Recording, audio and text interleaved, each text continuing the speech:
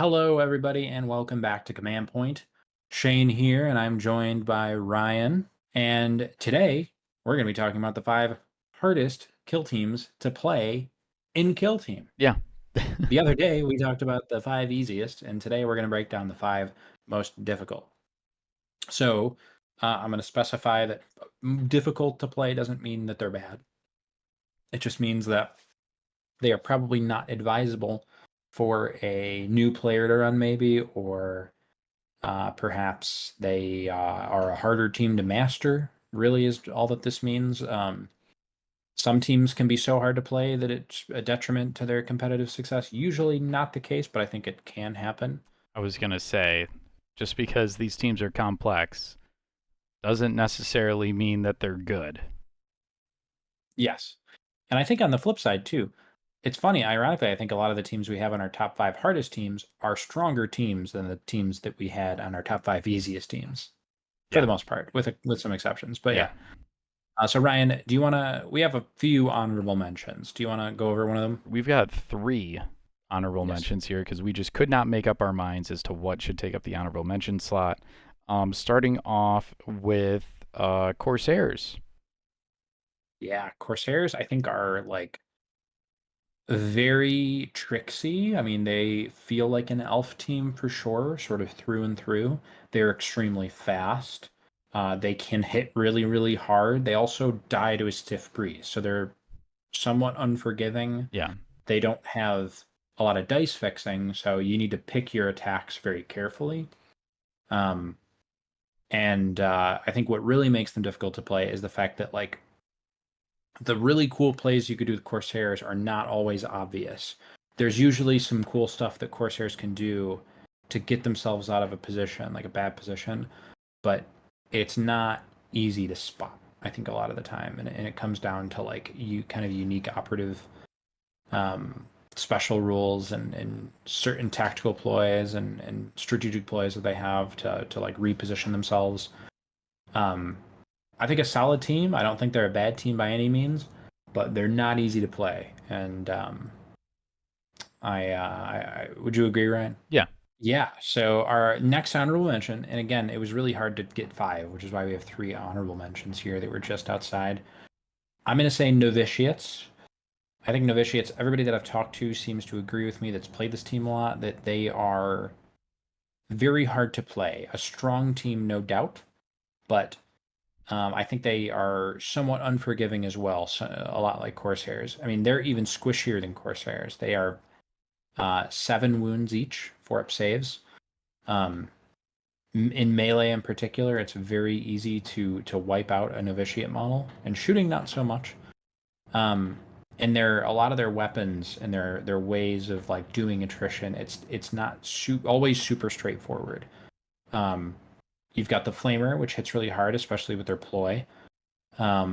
Your plasma pistol leader is an awesome offensive piece, but I think a lot of the time you want to squeeze out like that extra attrition through like using Defenders of the Faith, which requires a lot of setup, or just like positioning your models in a certain way and like baiting out opponents with blinding aura. And against horde teams, you don't want to trade too much, which is hard to do when your models are 7 wounds apiece. So it's like a fine line that you have to balance with novitiates when you're playing them. But I do think that they're very rewarding. So if you are interested in playing novitiates, don't let this like steer you away because they're an awesome team. They are. And then what's our last honorable mention, Ryan? So that's going to be the Hearthkin Salvagers. Yeah, the original Short Kings. Yeah. Okay. I didn't call them kings. They definitely are short though. Yeah, they're and I think a lot of this comes down to the speed or I guess lack thereof. Yeah. And the new Harnkin Jaegers are also very slow, but I think Harnkin Jaegers, in my opinion, at first glance, appear to be a little more easy to grasp than Hearthkin, even with the 1 less inch of movement that they have. Hearthkin is just very like they've got a few support operatives, like the Cognitar and the Locator, who I think play a really big role. but I think a lot of their gameplay is very unique. Like they're a very trading heavy team where they want to trade up, sort of. They're okay with throwing some of their models away, getting out grudge tokens, and then trying to pick you off in return. But they're very slow again, so they don't play the mission particularly well, and they want to like leverage that through like the Grenadier using like his like utility grenade, which I saw to pretty good effect at Atlantic City Open. So I just think that like you need to have like a really, really rigid game plan on turn one as soon as you see what side you're deploying on. And I think that's not super conducive to like a new player experience. Like you're just if you're just trying to learn what your models do and you're trying to learn the rules of the game, I think Hearthkin has the potential to make you kind of sad because you're like fighting your own team in a way. Like they're Yeah. so slow that it's very it's hard to set up. I think a little bit with them. Shane, do you want to talk about the number 5 slot for hardest kill teams to play? Yeah, I mean, obviously, as you can tell, we really battled over this 5 slot because we have three honorable mentions that could have easily been here, but we decided to put FBO Strike team here. In part because I thought it would be cool to have one elite team on the hardest kill teams list, and I do think it fits as well. Phobos is, I mean, they're deceptively hard to play because they look kind of like Intercession. They're It's only Space like 6 Marines. bodies. Yeah, they got 6 guys. They look big and bulky, and maybe they look even tanky when you look at the models. But then you look at the stats, and it's like, and you remember there's only 6 of them, and they die actually quite easy for a team with only 6 bodies.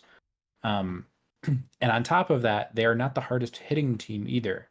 If they're going to kill you, it's going to be through like weight of bolt gun fire or, like some kind of cheeky like ignoring obscuring play and or like a saboteur like self explosion play. Killing 3 of your um Felgor Ravagers. yeah. So they are their strength kind of lies in the fact that they're a very fast team that plays the mission, I think, particularly well. um and I think balancing that aspect of the team alongside you only have 6 guys, how do I not, get out traded hard? Um, it is really difficult to like strike that. I think in a good way, especially when you're learning the team. And I think there's a good learning curve to figuring out how to make Phobos work properly. But I do think it can be done. I think they're when piloted well, I think they're a really good team. And it's just tricky, Yeah. figuring out which of my guys is going to grab this objective, and then how am I going to like position my infiltrators in a way where I can make it so that guy that got placed forward isn't going to get blown up by a multigun next turn. Because it is possible they have a huge toolbox that can get themselves out of weird situations, but it requires really precise positioning and foresight. And not to mention, I think one of their big things is they have some models that can ignore obscuring, and in general, anything that exploits obscurity as a rule is not good for beginners No.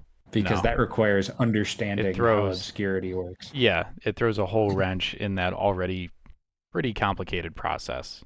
Mm-hmm. All right. So, next up here we have got Hyrotech Circle coming in at Yeah. number 4. Hyrotech Circle, pretty complicated team.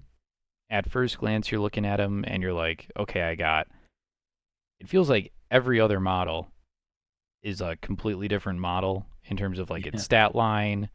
So a wide variety of models that all do different things. And some of them you look at them and they're just not going to work right unless they're chaining off either the Apprentech or the Cryptech, and the Cryptech can set up this crazy like 4 APL turn 1 Alpha Strike. Shane, pretty complicated Yeah. team. Yes. I mean, there's a lot of every time you act. I think the first time you play Hyrotech, you're like, oh, I mean, I got some immortals here. Half my team is just immortals that look the same. How hard can it be? And then it's like turn two, and you activate that Cryptech, and you're like, and it like clicks that you have like 5 million options of Yeah. what you can do with this model. And that's where I think it gets really hard. And on top of that, I think that, you know, any team that is so like top heavy in terms of like relying really hard on one model is tanky and, hard to shift the Cryptech can be. I still think that's a little hard for a less experienced player to grasp their first few times playing the team. For me, it took a while before I felt comfortable playing them. Um, I will say now with the 2-up reanimation, I think it's a little more forgiving. I think they made the team a little easier to play. I'm not necessarily sure if it's stronger competitively back than like the Nanomine version of the team, but a little easier. I think back before this change, when reanimation was on a 3-up, I probably would have put them in the top 3. But nowadays, I don't think it's as complicated. You can have your models get up, but even then, you're still playing this aura game with your reanimator, and you've got these little squishy bug guys that die to anything, and you want to keep them safe so that they can, help your other guys, and then at the end of the game, play the objective game really well. So it is pretty complicated. There's a lot of different ways you can play the team. There's a lot of different approaches on any given turn that you can take. So I'd say they're pretty tricky to master for sure. Yeah. All right, Shane, what do we got at number 3? See, I'm gonna say this one, and I know it's right, but Okay. I feel like I'm giving Pathfinder players credit when I say that Pathfinders are a really hard team to play, guys. They are. I know, I know we love to dump on the Pathfinders and the Pathfinder players, but this is true. They are not an easy team to play. It has to be said. The people that are having success with Pathfinders are it's very impressive that they're doing so, because they're not an easy team. Even though they are ridiculously powerful when piloted well, doesn't mean they're easy to pilot well. Um, Ryan, you want to talk a little about Pathfinders? Yeah, I mean, like you said, Shane, the whole reason we harp on the Pathfinders is not because they are an easy team to run. It's because their baseline shooting is 4 or 5 damage. That's why we harp on the Pathfinders. A Um, few other reasons, but yeah, that's well, yeah, like the grenade ploys and stuff, but you got to like learn all of their plays, and I feel like the experience with them, it's like it's not all going to click for you just by reading the rules. This is a team where you need to have like 5 reps in, I think, until you start to understand like that alpha strike with the grenadier, how the, what is it called, not analysis, is it analyze on the analyze the recon drone, recon. and how that can benefit you with the shooting of your other models, the way marker lights work. You know, Yeah, because there's a lot of stuff going on with the team. yeah, and like they don't do melee at all. So like you're just a shooting team. Yeah, But it's not just as simple as just shoot them. You have to like marker light them, and you have to like sometimes you need bonded to get another reroll. So you have like you want to be within 3 inches of other guys. And sometimes you want to like set up the analyze or the recon drone. And it's like there's these layers to playing Pathfinders that you need to peel back yeah, before you can have success with them. But once you do, they're insane. They're cracked. It's just a matter of figuring out how all these operatives work together, and when to marker light and when not to marker light, and all the little micro decisions that come into playing this team. So really, it is not a simple team to play, um, and it's impressive that the level of Pathfinder play that we've seen. Even though we hate you, even though we can't stand you, I don't Pathfinders. hate the players. I hate the faction. Of All course, right, of course. all No, we right. don't hate the players. We just had Chris on. Chris won with No, we Pathfinders. love Chris. He Yeah. coincidentally also hates Pathfinders. Um, And coincidentally, Chris also plays the next team on our top 5, Ryan. What is yeah, it? he, he's just a sucker for punishment, I guess. Yeah. So number 2, we've got the Blades of Cain. Yes. A team that is so hard to play that most people think they're bad, and they're not bad. Like they're actually not bad. They're Yeah, pretty good. They're just really hard to play. Um I mean they're kind of like Phobos in the sense that they are super fast. They're not on paper very killy. Like they don't have any armor piercing on like the whole team. Even Phobos has armor piercing.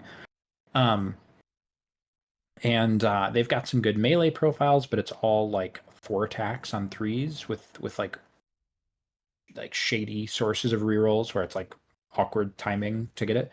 Um, and it's like you're very much like relying on tricks and like chip damage, Yeah. and your models die really easy. But if you can combo certain things together, um, you can be a real pain in the butt for other teams to deal with. And I think it's like piecing the puzzle together with Blades of Cain. Um, on paper, it's like they don't look that complicated because there's only like 3 types of operatives and they're mostly the same. Yeah. Like the Striking Scorpions, melee guys with like one rule that's different, and then Howling Banshees, melee ladies with one rule that's different on the data sheet, and then the Dire Avengers, they're shooty guys.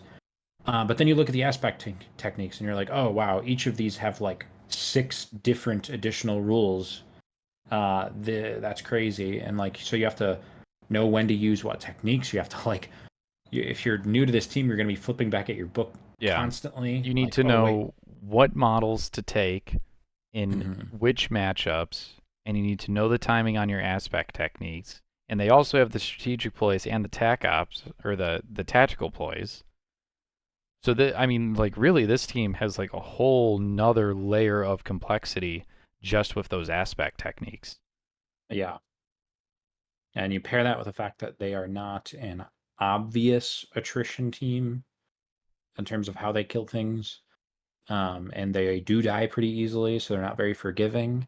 And I think you got a very difficult team here Yeah. to play. But if played well, I'm not going to go so far as to say that they're top tier like Pathfinders, but they're pretty good when played well. I think they're like an average to above average team in the right hands. It's just maybe if they get changed in the data slate or something, then like maybe we see um they something to like make the ease of play a little easier for like at lower tables, because they're definitely there's a lot of complaints about them because Yeah. I think people are struggling to crack this team because they're not an easy team to crack. No, they're not.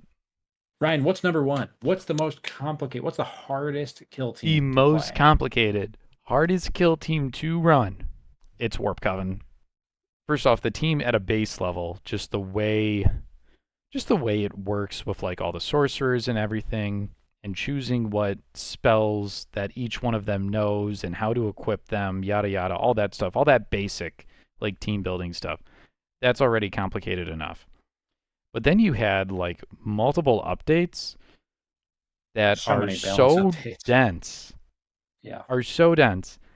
And on top of that, it doesn't feel like any of the changes to the team have necessarily made them better. I mean, I will say Well, they they have. are They have. better. It has gotten better, but like Yeah. it's not reflected in like their win rates. Right. Yeah, they're not making results all of a sudden No. after like buff number 7. And I don't know if it's even worth buffing them anymore because I don't know what else you could do. But yeah, I mean like so first of all, this team has list building, which right away it's like pretty difficult. This team's been out for like almost 3 years and there's still not an agreed upon way to play them Yeah. list building wise. In terms of like how many Zangors or how many rubrics, when to take X amount of Zangors, when to take, rubrics. But there's that, and then there's the sorcerers on the roster and the boons. So Oh yeah, the you boons. have you have the list of boons, and you can't have any boon on your roster more than once. So you need to very carefully decide which boons you're going to have with which psychic discipline, because there's only one flying guy on your roster. So which flying guy is going to be the one with, or which of your sorcerers is going to be the one that flies? Is it going to be the Tempuric sorcerer with the blast attack, or is it going to be, um, one of the guy with the doom bolt? And then it's like you want to balance which discipline is paired with which boon while also balancing how many of each type of sorcerer, like psychic discipline wise, do you even want in your roster? And how do you balance it in a way where you're not conflicting with like different game plans because the boons are so restrictive? And then after all that, you put them on the table and there's like all these weird crazy synergies, like the icon can give a free psychic action and you can pay a CP to get a second psychic action. And like you've got the guy who's got like a free mission action, so you can have a sorcerer do like 6 things in one turn. Um, and they all interact with each other differently, and their tac ops are just horrible. So it's like you need like a strict game plan going in, which is very Zinchi. I will say that I think they nailed the thematic sense of the team. They're just so hard to play, I Yeah. think. And I think at this point they're not like a bad team anymore, but they're maybe average to below average, and it's a lot of effort for a team that isn't realistically going to take you to top table very often, I would say. No. Yeah, I look at the team and with its selection for attack ops, with its archetypes and its faction attack ops, and I'm just like, how does this team win games Yeah. with like that roster composition? I mean, like you said, like how do you think the optimal way most of the time is to run this team? Because I was looking at the WarpCoven rules earlier this Yeah. week because I was like thinking, oh, maybe I pick them up and maybe I can, if not win anything, at least make them work in an optimal sense. So I had my own initial take, but what do you think is the optimal way to run? So in terms of the list, I guess Yeah, that you take most of the yeah, time, I'm partial to Zangors myself, but I don't know. I mean, they have made the rubrics a lot better. To me, the rubrics just feel too restrictive. I think All is Dust is just like a horrible rule, like as far as how much it like holds you back. It doesn't give you nearly enough for the stuff it takes away. So I would lean into no, being like more of a melee horde or like a semi horde with Zangors and your sorcerers and like maybe hmm one rubric if I had to make like a take all comers list. I don't know. What do you think? That was my initial take too. Was just take the 3 sorcerers and then fill the rest out with Zangors. Hmm. Yeah, I mean, I think there's something there. The Soul Reaper cannon, I know from experience, it's great into elites. Um, very horrible to play against. Um, but I mean, it's a tricky team. I feel like every time I talk to a Warp Coven player after their game, they're upset with what they took. They're like, they wish they took something else. I've never seen a Warp Coven player after a game that was like, yes, I did it all right. Like I pieced it all together. It's always like, yeah, I should have taken this, or I should have taken this boon instead. It's just like, oh my Maybe goodness. there is no right answer. Maybe not. I mean, you need a grand plan to make this team work. Mm. And I will say, for a team that has never really been good, there's a lot of loyal Warp Coven players. And I Yeah, think it's a testament to like if you are the kind of person that likes Thousand Suns and you like the Zinch aesthetic, you're gonna like this team. You're gonna yeah. find them fun. You're gonna suffer for years and play them, but you're gonna have a great time. So, uh, any final thoughts, Ryan? uh, no, I don't really have anything else for you guys. Thank you guys so much for tuning in and watching this video. Let us know what you guys think in the comments down below. What you think the 5 hardest kill teams are to play in Kill Team. Guys, if you like the content, make sure to hit that subscribe button so you don't miss any of our future videos. If you want to support Shane and I more, you can go ahead and check out the Patreon down in the description below. And we also have some additional content up on our Patreon for the Weird Boy tier subscribers over on Patreon. But yeah, thank you guys so much for watching, and we hope to see you all again in the next one.